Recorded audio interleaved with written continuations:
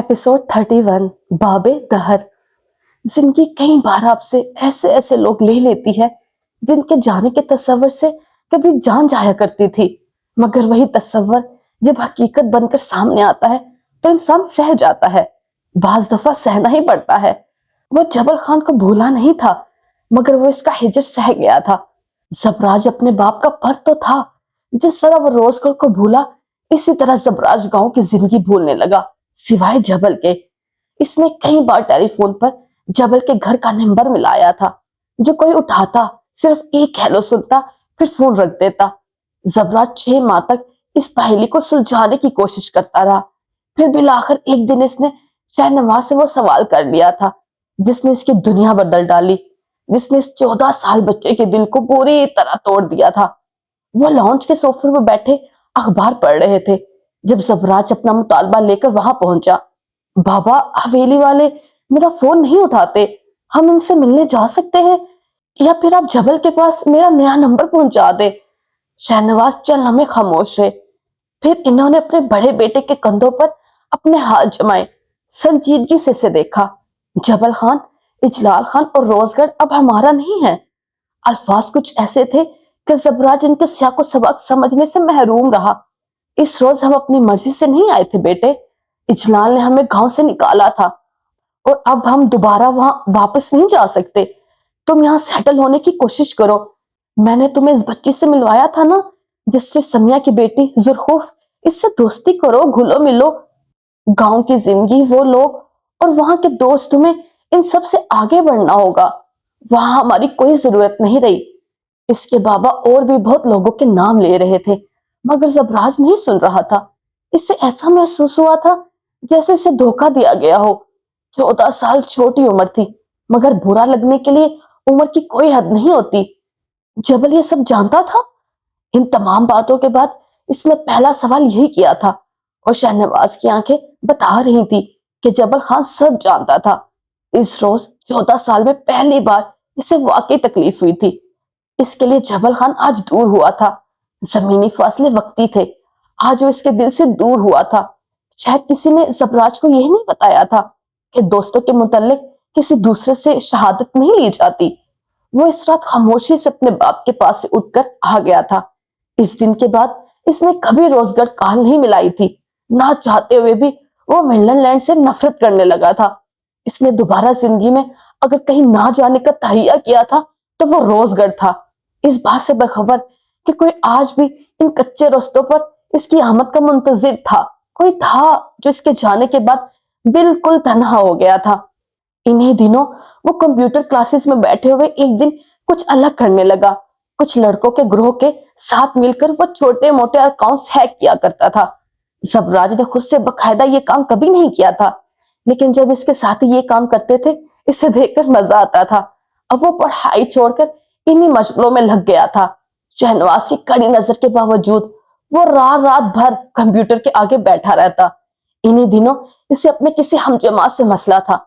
जबराज ने जिंदगी में पहली बार खुद से एक फेसबुक आईडी हैक की थी और अपने हमजमात की तरफ से एक इंतहाई अहम कहानी पोस्ट कर दी थी। ये हरकत करते वक्त इसे इल्म नहीं था कि एक दिन कीबोर्ड इसका गुलाम होगा। ये सब अल्फाज जो इसका सर चकराते थे, कभी वो इसके लिए खुली किताब होंगे। कंप्यूटर के तमाम सॉफ्टवेयर इसके ताबे और वो हैकर्स की दुनिया में एजेंट के नाम से जाना जाएगा। इसे एक हिंच और गुमान तक नहीं था कि वो हैकर की ब्लैक हेड कैटेगरी में शामिल हो जाएगा। इसका माजी स्याही जितना रोशन था। आईडी हैक करना आसान था, मगर इसके बाद वो अगले कई दिन परेशान रहा, गिल्टी और खौफजदा भी। अपने इस हमजवाद को कहीं भी देख लेता तो वो ऐसे भागता जैसे इसने भूत देख लिया हो। टीचर से बुलाते तो वो खौफजदा हो जाता था। इससे अपने राज पकड़ लिए जाने का खदशा था। वो कंप्यूटर के आगे नहीं बैठा करता था।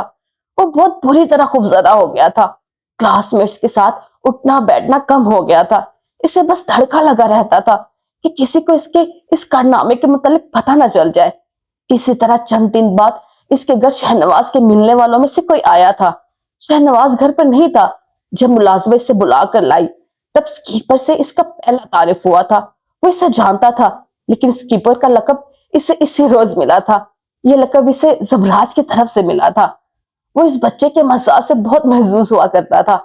زبراج اپنے باپ کے ساتھ کئی بار ان کے محل نما گھر جا چکا تھا۔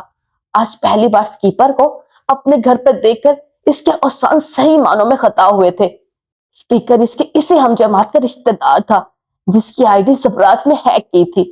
اسے لگا تھا وہ آج اس کی پوچھ گچھ کرنے آیا تھا۔ خوف کے مارے اس سے ٹھنڈے پسینے آنے لگے تھے۔ ہر بار کی طرح آج نہ وہ اس کے ساتھ گھل کر بول سکا اور نہ اس کیپر کے کسی نئی سناس کا قصہ سن سکا۔ اس کی یہ گھبراہٹ وہ مہمان خود بھی نوٹ کر چکا تھا اور باتوں کو کریت کریت کر باہر لانا جیسے اس کا محبوب مشغلہ ہو۔ وہ زبراج کے ساتھ اس کے گھر کے ایکویریم کے پاس آ کر بیٹھا ہوا۔ وہ جلدی میں آیا تھا مگر جانے میں جیسے اسے کسی قسم کی کوئی جلدی نہ تھی۔ جہاں اسے اپنے مقصد کی کوئی بات مل جائے وہ وہاں گھنٹوں گزار سکتا تھا، اور آج اسے اس بچے کی ذات میں کوئی بھید ملا تھا۔ تمہیں پتا ہے زبراج تخت کیسا ہوتا ہے؟ اس نے ایکویریم میں مچھلیوں کا دانہ ڈالا تو ان پر جیسے ہلچل سی مچ گئی ہو۔ کیسا ہوتا ہے؟ وہ جواباً بولا، اس کی طرف دیکھنے سے اعتراض ہی بڑھتا۔ ایڈکٹنگ۔ وہ آنکھیں بند کیے سرور میں بولا، تمہیں پتا ہے تخت کسے ملتا ہے؟ جس کے پاس پاور ہو۔ لڑکے نے اندازہ لگایا، جسے اپنی پاور کا اندازہ ہو۔ تصحیح کی گئی۔ چیتا، بھیڑیا، ہاتھی سب شیر سے زیادہ طاقتور ہے، لیکن وہ بادشاہ نہیں کیونکہ انہیں اپنی طاقت کا اندازہ نہیں۔ تمہیں اپنی طاقت کا اندازہ ہے؟ بات گھوم کر کب زبراج پہ آئی اسے اندازہ نہ ہو سکا۔ ایکویریم میں موجود نارنجی، سبز اور مختلف رنگوں کی مچھلیاں اب بھی تیزی سے یہاں سے وہاں سفر کر رہی تھی۔ میری پاور کیا ہے؟ وہ اسپیکر کی آنکھوں میں دیکھتے ہوئے پوچھنے لگا۔ وہ کام جسے کرنے میں تمہیں مزہ آتا ہو اور وہی کام جو تمہیں ڈراتا بھی ہو۔ طاقت بعض دفعہ خوفزدہ کر دیتی ہے لیکن وہی تمہارا اصل بھی ہوتی ہے۔ مچھلیوں کا پیٹ نہیں بھرا تھا، وہ اب بھی منہ نکال کر مزید کھانے کی خواہش کر رہی تھی، مگر اسپیکر اب انہیں مزید کھلانے کے موڈ میں نہیں تھا۔ وہ اس وقت طاقت تھا جو چاہے کرتا۔ تمہیں کیا ڈراتا ہے زبراج؟ حال میں ملی جلوی روشنی میں ایکویریم کے پانی کی لہریں اس کے چہرے پر بنتی نظر آ رہی تھی۔ ان لکیروں میں ایک لکیر خوف کی بھی تھی۔ ہیکنگ۔ بے ساختہ اس کے لبوں سے ادا ہوا، میری طاقت بھی ہیکنگ ہے۔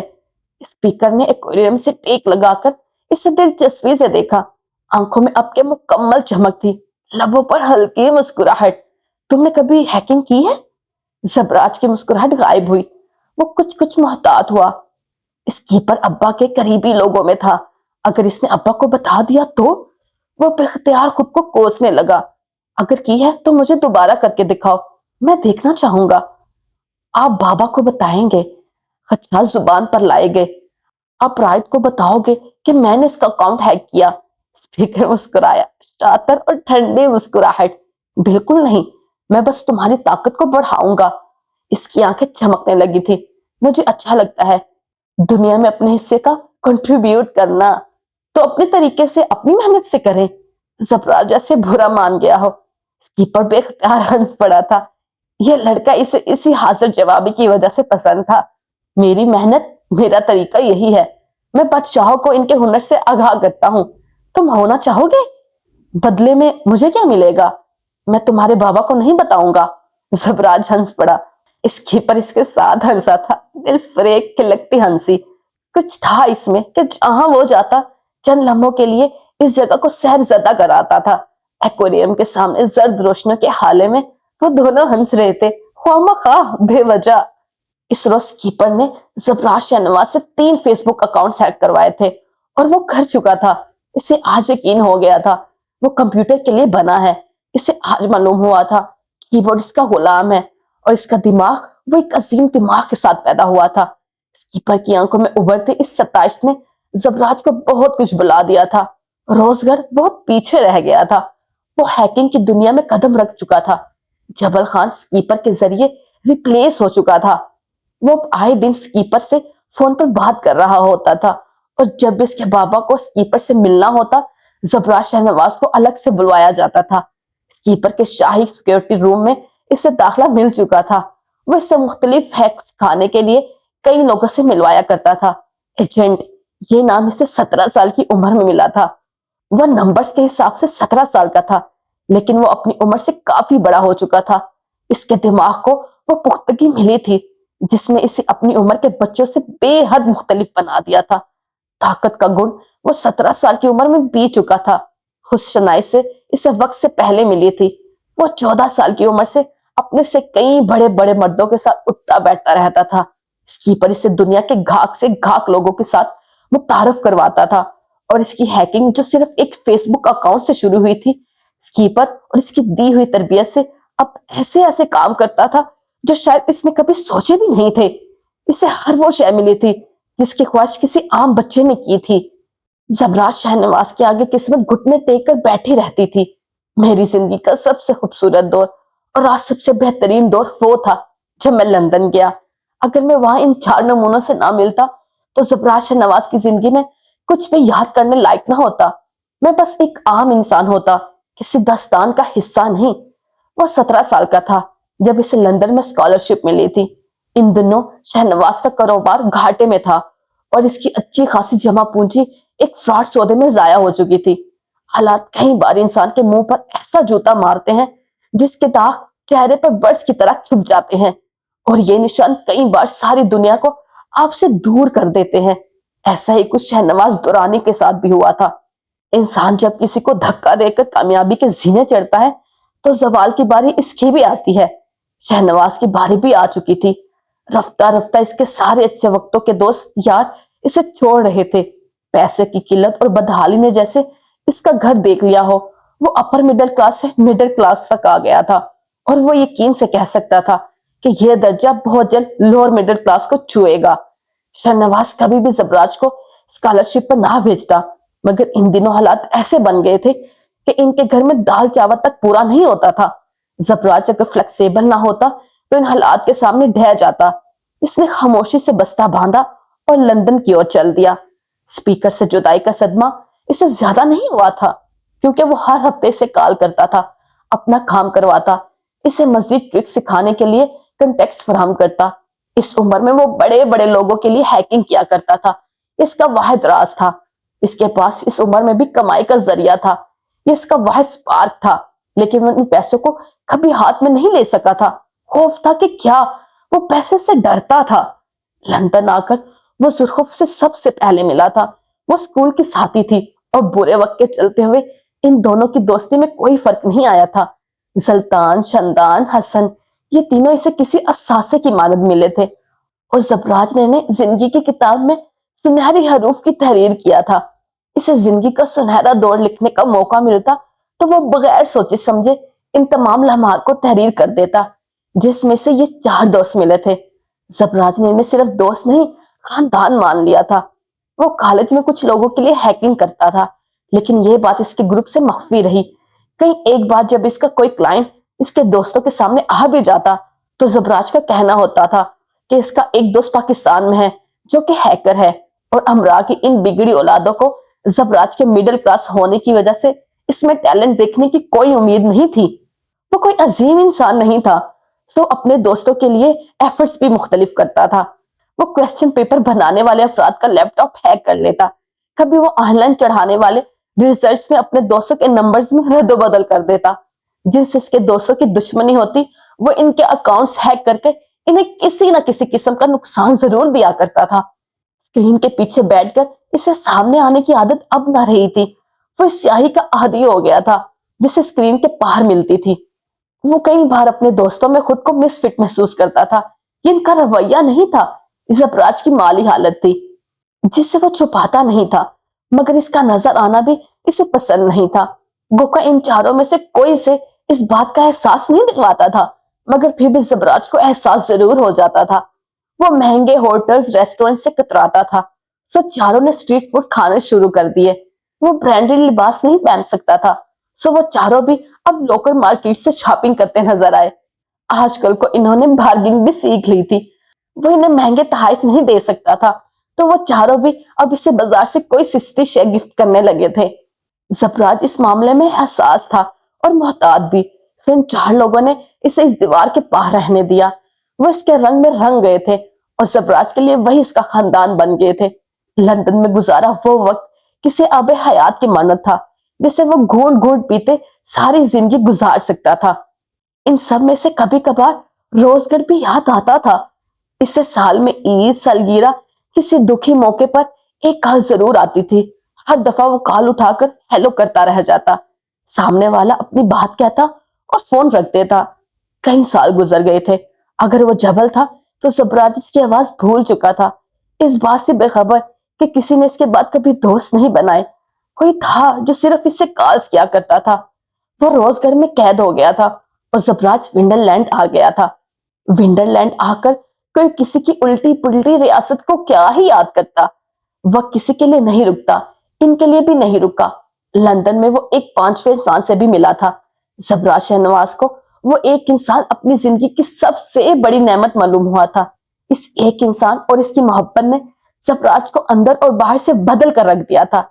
इसके अंदर की स्याही कम होने लगी थी। दानीन, मेरी जिंदगी का बेहतरीन फैसला थी। इस ताल्लुक के लिए कुर्बानियां तुम सब ने दी। इसके सफेद फूलों से लेकर इसके लहजामी, हरे, पीले और गुलाबी फूलों को खरीदने के लिए शुक्रिया। मुझे अब अंदाजा हुआ कि अगर तुम 4 लोगों का शुक्रिया अदा करने बैठो तो आधी जिंदगी गुजर जाएगी। ऑस्ट्रेलिया की स्कॉलरशिप रद्द करने के बाद वो लंदन में ही रहा। जुल्खुफ, हसन और जबराज का मेल जोल वैसा ही था। वो यूनिवर्सिटी के आखिरी साल में था जब दनीन जाफर ने इसके सामने एक ऐसी बात रख दी थी जिसने कई लम्हे इसके हवास चल कर दिए थे। रात का समय था। लंदन जैसे जाग उठा था। सुरमई सड़कों पर रोशनी जैसे रोशनी फैला दी थी।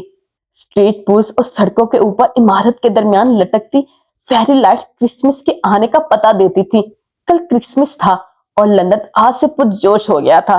लंदन आई के सामने, पानी की झील के सामने, वो दोनों एक ओपन एयर रेस्टोरेंट के स्टूल्स पर बैठे थे। लंदन आई फेरिस व्हील को कहा जाता है। अलबत्ता लंदन आई की साइज इसे बेहद अनोखा और खूबसूरत बनाती है। वहां हर वक्त रोशनियां होती हैं, मुख्तलिफ रंगों की आंखों को खैर कर देने वाली रोशनियां। इस वक्त जामनी रोशनियां इनके चेहरों पर पड़ती थी। पानी में भी इन्हें रोशनियों का अक्स झिलमिलाता था। लोग तस्वीर उतार रहे थे, बातें और कह के हर ओर थे। मुख्तलिफ मुल्कों से आए लोग अपने लम्हे यादगार बना रहे थे। स्यावर कोट की जेबों में हाथ डाले वो दोनों सर्दी को रोकने की नाकाम कोशिश कर रहे थे। ये सर्दी नहीं थी जो जबराज के असाब शल कर रही थी, ये तनीम के आंसू थे जो जबराज के दिल पर नोकीली बर्फ की तरह चुभ रहे थे। मगर आज इसे नहीं मालूम था तसल्ली की ज्यादा जरूरत किसे थी। तुम रोना तो बंद करो ना यार, कुछ सोचते तो। वो जैसे झुंझला गया था। पिछले आधे घंटे से वो बुरी तरह रो रही थी। 2 दिन कबल इसके दादा को हार्ट अटैक हुआ था। जबराज इनकी तीमारदारी में लगा रहा था, मगर हालत संभलते ही इन्होंने जो फरमाइश दानीन के सामने रखी थी वही फरमाइश अब इसने जबराज के सामने रख दी और चंद लम्हों के लिए वो बचका रह गया। दानीन के दादाजी जल्द से जल्द इसकी शादी करना चाहते थे और जबराज के लिए फिलफोर जैसे ये मुमकिन नहीं था। दानीन, मैं सिर्फ 21 साल का हूं, मैं इस वक्त शादी कैसे कर सकता हूँ? वो रोना भूलकर इसे देखे गई। इस वक्त मैं तुम्हारी दुकान पर रह रहा हूँ, मेरे पास ढंग की जॉब नहीं है, मेरी पढ़ाई मुकम्मल नहीं हुई, मेरा खानदान पाकिस्तान में है, हम इस वक्त शादी कैसे कर सकते हैं? तुम मेरे साथ अफेयर चला सकते हो, तुम 4 साल तक अपने सोशल सर्कल में मुझे अपनी मलकियत के नाम से मुतारफ करवा सकते हो, मेरे साथ मुस्तकबिल के प्लान्स बना सकते हो, लेकिन तुम मुझसे शादी नहीं कर सकते। वो बुरी तरह मुश्तिल हुई थी। यूनिवर्सिटी छोड़ते ही तुम्हें जॉब मिल जाएगी क्या? या फिर जॉब मिलते ही तुम फौरन घर बना लोगे? घर बना भी लिया, जॉब भी मिल गई, फिर क्या? स्ट्रगल खत्म? नहीं जबराज, स्ट्रगल चलती रहेगी और मुझे जब आगे इसी स्ट्रगल में तुम्हारे साथ रहना है तो अब क्यों नहीं? मुझे यकीन नहीं आता तुम वही जबराज हो जिससे मैंने मोहब्बत की थी। लो जी, अब इसकी सारी कारकर्दगी पर फिर गया पानी। वो अपनी जगह से उठ खड़ी हुई और अगले कई लम्हे जबराज पर बरसती रही। कई बार वो राहत देने की कोशिश करता और कई बार वो भी इसी के अंदाज में तुरंत जवाब देता। ये सच था कि इस अचानक मुतालबे ने इसे हिला कर रख दिया था और इसका दिमाग कुछ भी प्रोसेस करने से आरी था। झगड़े इन दोनों के दरमियान पहले भी बहुत हुए थे, मगर वो हर बार मना लिया करता था। आज वो नहीं मना सका। सुरख मेट्रो में बैठकर जब वो इसकी आंखों से ओझल हुई, जबराज तब तक कुछ नहीं कह सका था। आज इसे वाकई नहीं पता था इसे क्या करना है। कई घंटे वो यूं ही बेमकसद सड़कों पर चलता रहा था। सड़कों पर कई मंजिले गटार लिए क्रिसमस का जश्न मना रहे थे। इनके हाथों में बेर के कैन्स थे। लंदन में रहने के कई साल बाद आज पहली बार जबराज को इस कैन को लबों से लगाने की तलब हुई। इरादा तर्क करते इसने एक शॉप से कॉफी खरीदी, वरना इसे लगा था जैसे इसका सर फट जाएगा। वो वापस दुकान नहीं जा सका था। जब तमाम रास्ते से बंद होते नजर आए, तब इसके हाथों से मकीनी अंदाज में स्कीपर का नंबर डायल किया था। धड़ाधड़ बरसती बारिश में वो सुर्ख रंगों के फोन बोत के अंदर था। हाथ में सफेद रंग का कॉफी का कप था। सर्दी से इसके हाथ यख पड़ रहे थे, मगर वो बार बार फोन मिला रहा था। मिलाकर 10वीं घंटे पर कॉल रिसीव हो गई थी। मैं मुसीबत में हूँ, वो छूटते ही बोला था। कितने पैसे चाहिए? स्पीकर जमाई रोकते हुए बोला, मुझे पैसे नहीं चाहिए, लड़की तो यहां से मैं भेज नहीं सकता। तुम ऐसा करो, आप एक बार मेरी पूरी बात सुनना पसंद करेंगे? जबराज के सब्र का पैमाना लबरेज होने लगा। स्पीकर बेजार हुआ। इसे लोगों की सुनना बहुत कम पसंद था। मुख्तसर ये, इसे लोग ही नहीं पसंद थे। पैसा नहीं, लड़की नहीं, फिर आधी रात को उठाया क्यों? धनीम चाहती है मैं इससे शादी कर लूं, इसने पिलाकर कह डाला। ठीक है, मैं आ जाऊंगा, कब है शादी? वो बैकग्राउंड से टेक लगाए बैठ गया था।